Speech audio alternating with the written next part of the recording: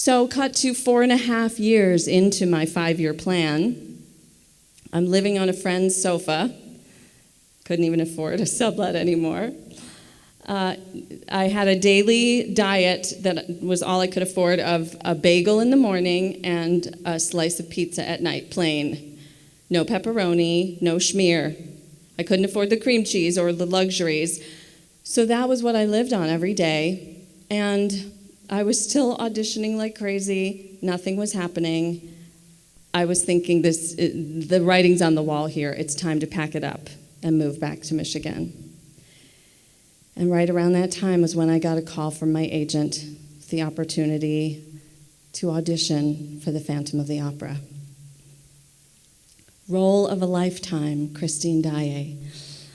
I had been told by my voice teachers and acting teachers that this was a really good part for me. Christine has curly hair. She's a soprano, I'm a soprano, I had the right type of voice. I just wanted to go in there and nail that audition. I worked on every single syllable of it. I coached on every moment of that song. The song they had asked me to learn is called Think of Me. And I was so ready when I walked in there. But all of a sudden, there I am on the stage of the Majestic Theater in the heart of Times Square, underneath that famous giant chandelier. Hal Prince, the director, who's like the most famous Broadway director in history. He's sitting right there. I had read about him in my musical theater history books. There he is. And the little scared girl from the 5th grade kind of took over my body. I couldn't even believe where I was standing, and I started to sing, and as soon as I did, my upper lip got stuck to my teeth, because when I get nervous, my mouth gets dry. So I'm singing the song, and suddenly I realize my arm is frozen in midair, and I can't feel my legs. Somehow the song was coming out okay, and I did well enough, and I was the right physical type that I got a part in the show. Not on Broadway, and not the leading role. They put me in the chorus on the national tour. How many of you, by the way, have ever seen Phantom of the Opera? Oh, yay, almost everybody. Okay, so even if you haven't, some of you will remember this moment. There's a moment in the show when the Phantom takes Christine in a boat, and they descend to his underground lair beneath the opera house, and he sings this beautiful song, Music of the Night. At one point during that song, the Phantom rips off this big black cloth to reveal a mirror image of Christine, life-sized in a giant frame. Do you remember this part? And on a big music cue, the mannequin, dressed as a bride, bursts through the mirror in this big dramatic moment. She goes like this, go-go. This scares Christine and she faints. Let me show you that again. This was the mannequin's big dramatic moment. Go-go. That was my part. Yes, you study singing, acting, and dancing all your life, and you end up playing a dummy. But I was so thrilled to be a part of the show. I was not complaining.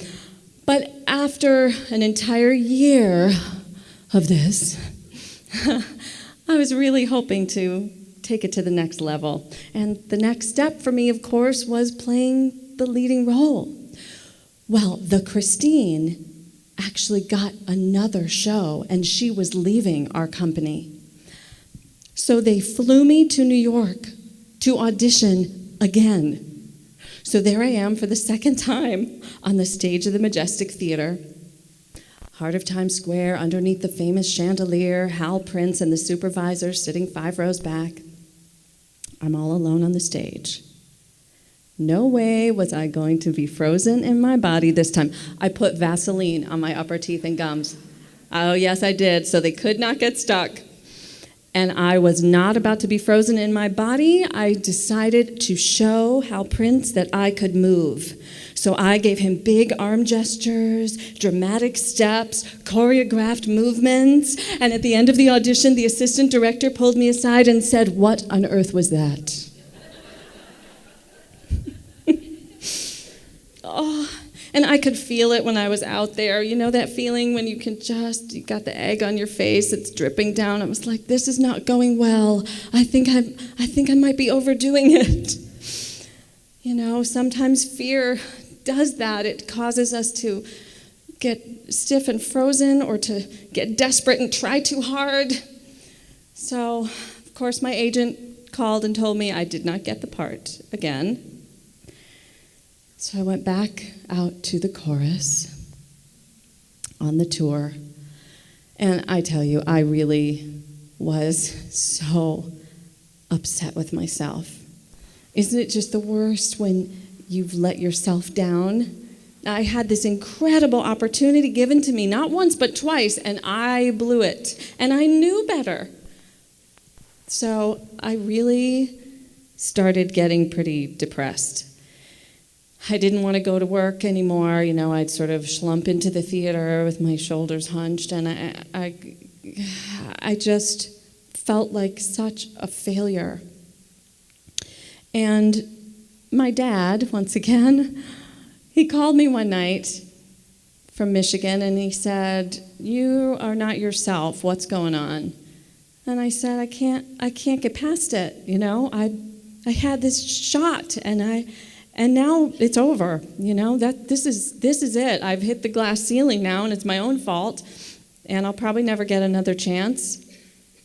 And, you know, I just can't get over it. And he said, "You need to have a reality check." He said, "It wasn't that long ago you were back at the Bank of Tokyo. Think about how much you have to be thankful for. You get to do something you enjoy doing for a living. You're a part of this successful production.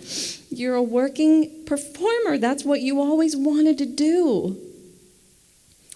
And I realized he was right, you know. I had to flip it in my mind. So I started writing in my journal all the things I had to be thankful for. And I really started to feel myself shift, you know, as I wrote, "Thank you for my job, thank you for my family," down to 10 fingers and 10 toes. I mean, I filled pages and pages and pages until I felt like I had really let it go. And the last thing I did was I wrote a thank you card to my stage manager who had helped me learn the role and prepare for the auditions. And I remember the last line that I wrote. I said, "Even if this is as far as I ever get, I've already seen enough dreams come true to last a lifetime." And I meant it. I really had surrendered. And I happen to really believe in the power of gratitude and surrender. The day after I gave my stage manager that thank you letter, I got a call from my agent. He said, "They still haven't found a Christine replacement, and they want to bring you in and give you one more chance." Third audition. Standing on the stage of the Majestic Theater in the heart of Times Square, underneath the famous giant chandelier, Hal Prince and the supervisor sitting 5 rows back, me alone on the stage. I was still nervous, but I had let it go. You know, I felt like if it's meant to be, it's meant to be, and the only thing left to do is be present in the moment, to simply bring my heart and give all of my being to authenticity and presence.